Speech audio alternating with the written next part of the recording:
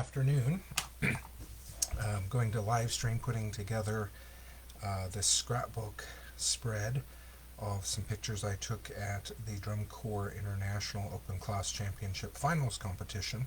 This was held on the campus of the university at which I used to work. You'll notice quite a few things here. You may question my very interesting choice of colors. The green really was to match the green of the field, and I chose this pink and purple because a lot of the uniforms from the different bands were very bright and colorful, so I thought it'd be kind of fun to use that. I also have all these band characters cut out here. I purchased this cut file from Etsy, from a seller on Etsy. I think it was like $1.99. There were a lot of other characters as well that I didn't use, but I thought it was a good use of money, and then cut them all on my Cricut machine. Just a couple of things to point out here.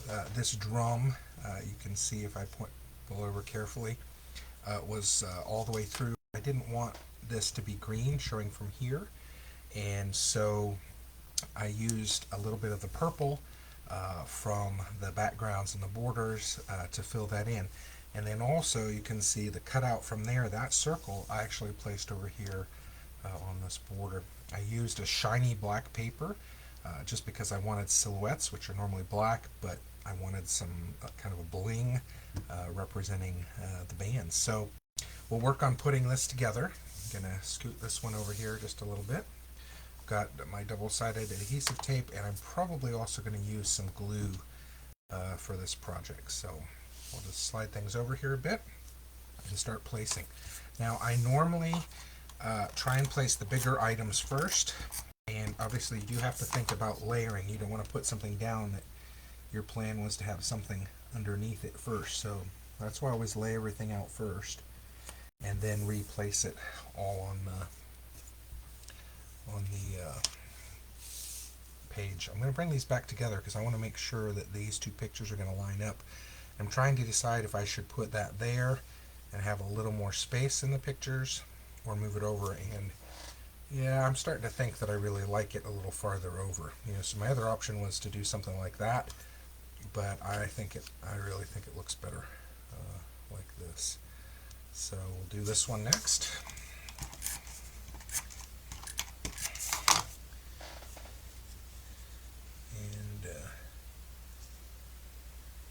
That in place, and then the pictures. Used a double border on the picture. Again, I wanted to get both of those colors in there. Also, the background paper is a solid color, and so I get more of my pattern in on the photograph and its borders. If I had a busy background paper, I probably would not do that.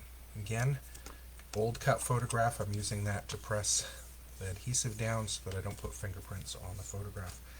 I am going to not place these yet, and I'm going to work on the placement of this one, on this side. So we'll just put this guy right here.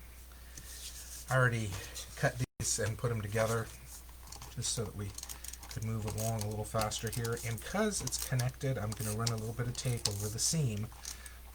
That helps to hold both sides of that together. So get this right in the corner. Go. Again, I can use my hands on this because I'm not worried about photograph. Put this piece back over here. I'm going to pull them together so that I can make sure that I get this at about equal placement so that it'll look good when they're next to each other in the album. Okay, there we go.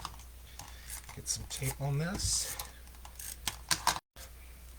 Sorry I pulled that out of frame for a bit, but I'm just basically putting double adhesive on it. Press it down with our other photograph, and then I'm gonna get this guy in place. Let me see.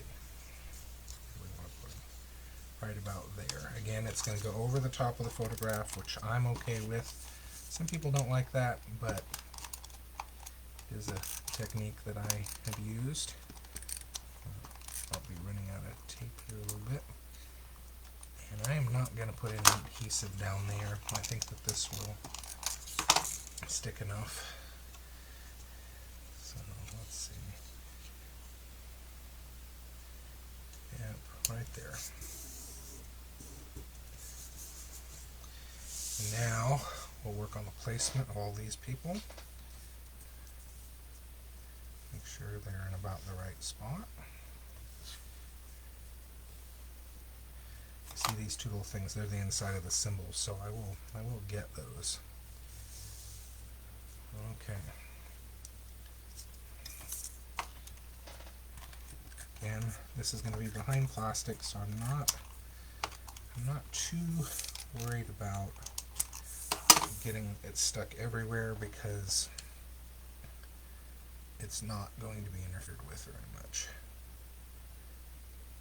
There we go.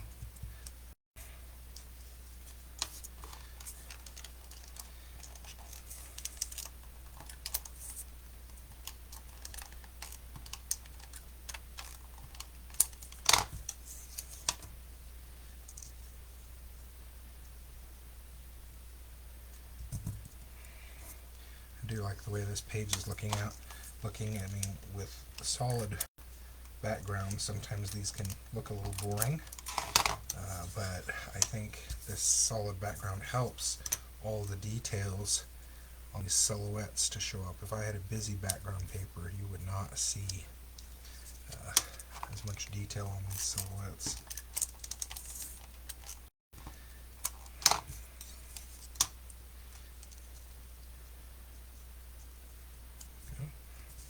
Two more to go.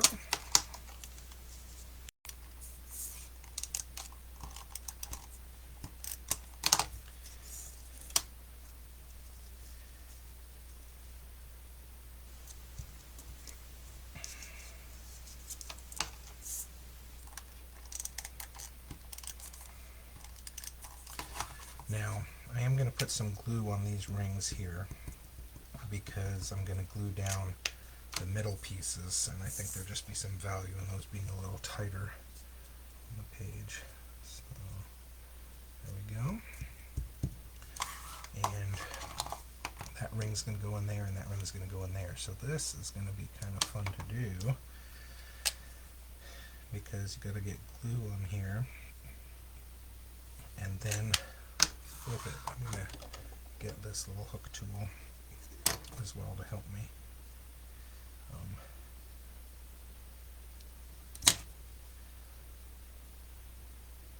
There we go. And I'm just going to use the tool to push it down, and the glue should hold. And the glue does dry transparent. Sometimes it's a little difficult. I think on this next one, I'm just going to put the glue where I think that piece is going to go, and then get it here and slide it. Yeah, this is often hard. But these tools, these are actually the Cricut tools, help to move small pieces around. There we go. So there we go. Our pictures from the band competition. And looks like it's set up pretty nicely. Thanks again for spending some time with me. Hope that you're enjoying the work that we're doing and are inspired to do some of these things yourself. Take care.